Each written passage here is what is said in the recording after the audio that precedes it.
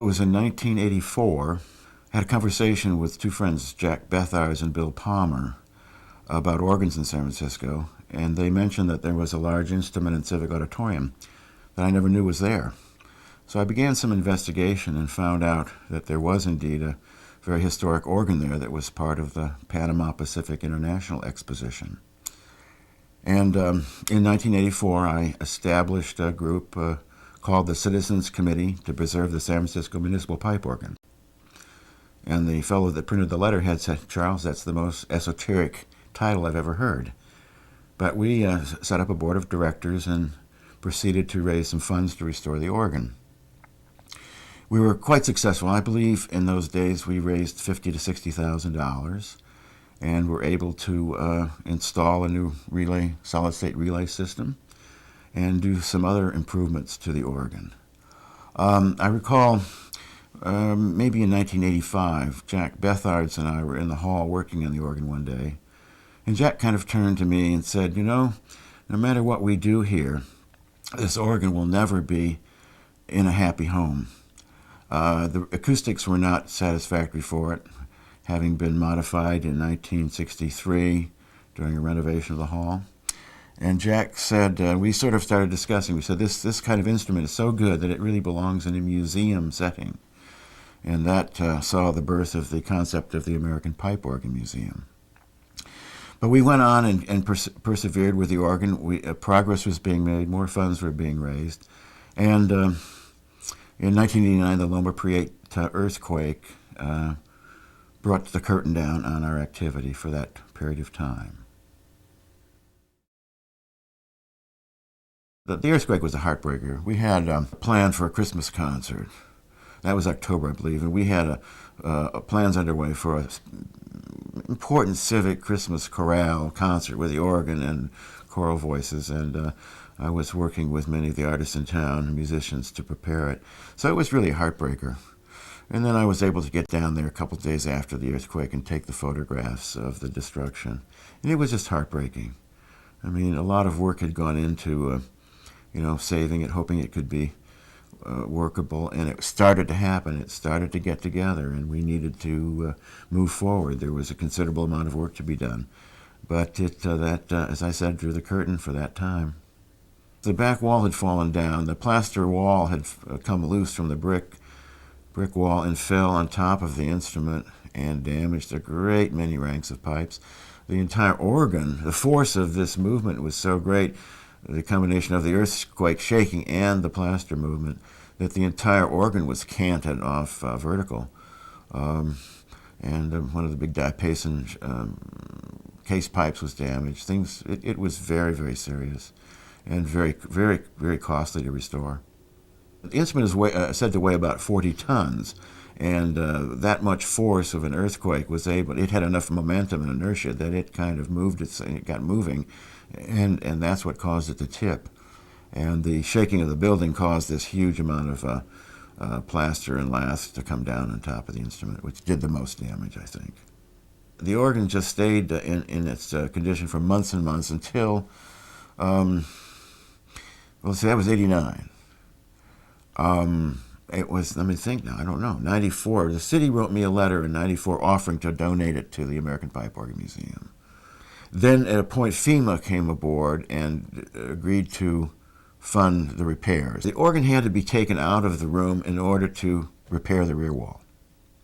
And it too had to be repaired. So it was removed, packed up, and sent back to Hartford, Connecticut, to the Austin Organ Company, where it was refurbished, and then sent back out here and is now in storage in Brooks Hall.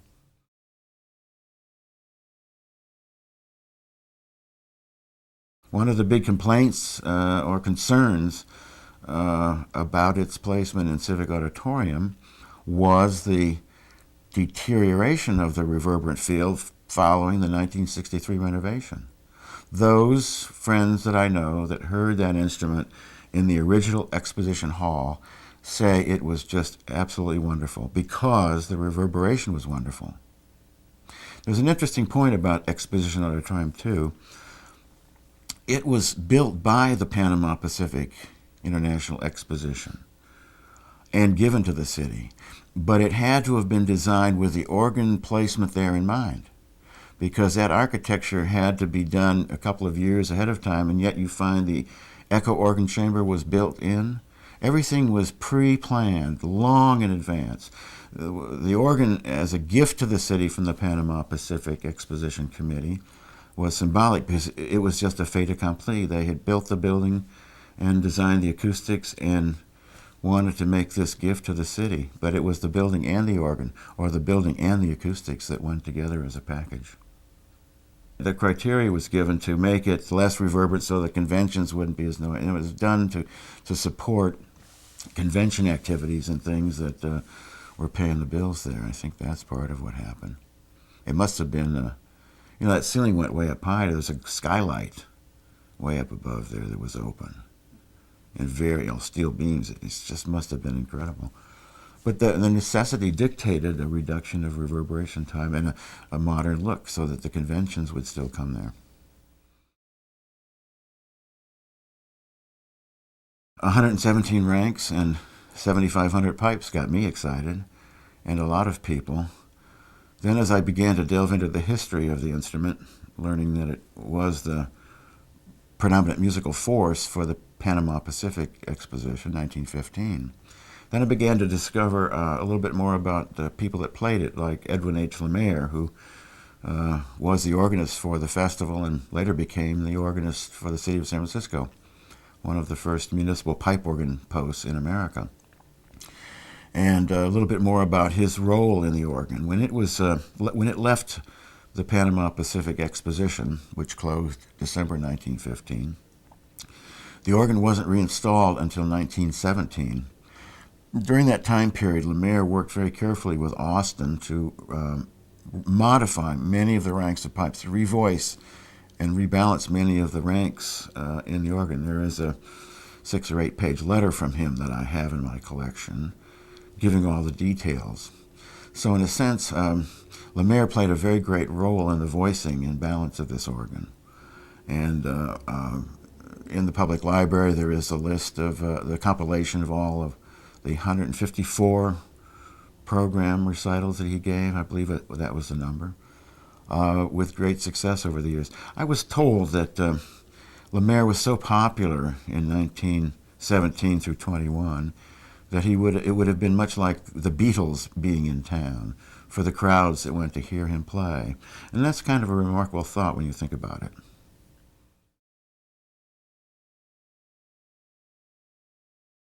It was a major post for him. He was here for quite a few years, and he must have loved. He obviously loved the instrument, because and you can imagine he wrote some of the very most complicated transcriptions of classical pieces, and I think that appealed to the audience greatly. And he must have been able to really play it.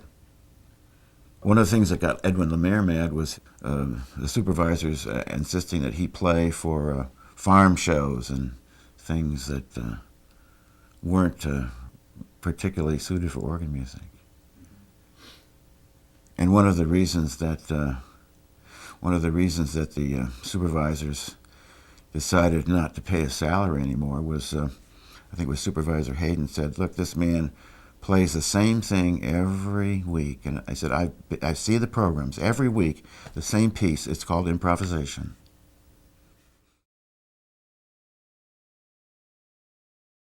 Well, the municipal organ is an interesting phenomenon in America. It really was developed first in England. The English saw to great organs in their town halls, and it happened in America. San Francisco was one of the most notable. Lemare also played at the organ in Chattanooga, Tennessee, another Austin organ, and also in Portland, Maine, yet another Austin organ. But over the years, these municipal instruments have gradually fallen into disrepair. The one in Portland, Maine, as a pure municipal organ, is about the only one still in operation. San Francisco's municipal organ is waiting for its destiny.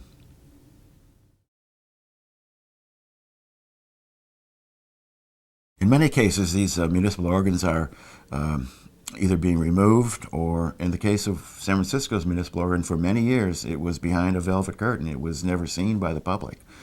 Other instruments are being removed and disposed of. I think the one in Chattanooga is ready to be restored. There are places where they can still be revived, but not too many cities and communities are doing that at this point.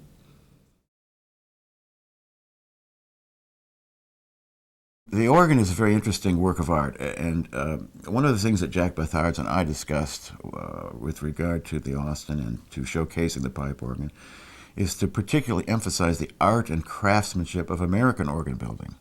This country developed a great many advances to the organ technology, both technically and tonally. And so there's a great wealth of history here. It's interesting. One must remember the organ teaches us things about metallurgy, about woodworking, about chemistry, about physics, about acoustics, about electricity, and other disciplines. So it embodies magnetism. I forgot magnetism, the most important perhaps. But in every sense of the word, the organ is a true work of art, a great model of what a craftsmanship can be into, and certainly something we should do everything in our power to preserve and restore whenever possible.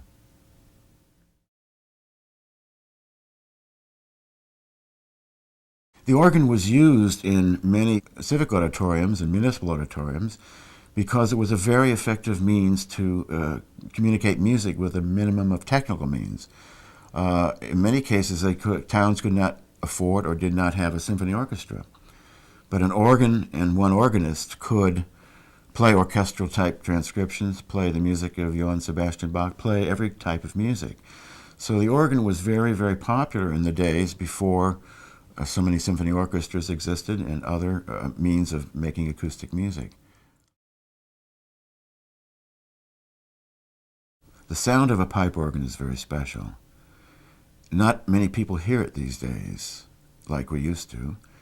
It is seldom seen on television, seldom used in any place that we see, and yet it has extraordinary powers of communication and can be very thrilling indeed.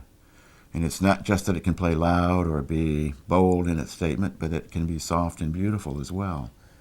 Well, any pipe organ is a success depending on the acoustic environment in which it lives. Reverberation and acoustic characteristics of a space are vitally important to organ sound. It's what makes the magic. That's why when we go into a great cathedral in Europe to hear their organs and you hear a great amount of reverberation, there is an extra sense of thrill and awe and wonderment. So we must be very concerned always about the acoustics. A good organ in a dead, dry room just won't sound properly. It's much better to have it in a good acoustic space. And always organ architects and design architects should work together to create the proper physical surrounding and acoustic environment to house a good organ.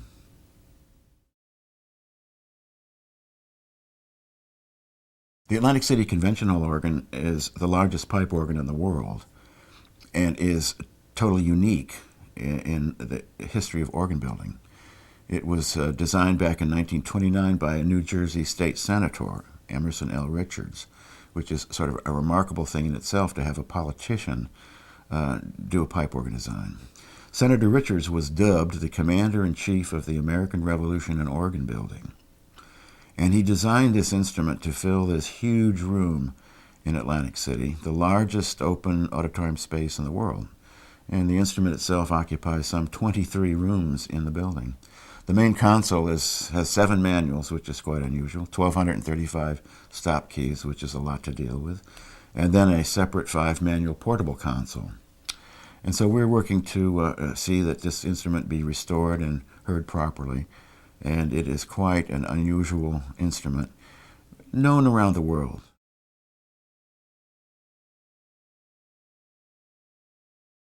Well, I can't think of really too much more. That's about enough. As you can think of a few things. That's good enough. Huh? Did I do okay? I think you did a great job. I've been waiting several years to get you interviewed and talk about the organ. That's about it. We did it. Yeah. Okay? Yeah, great.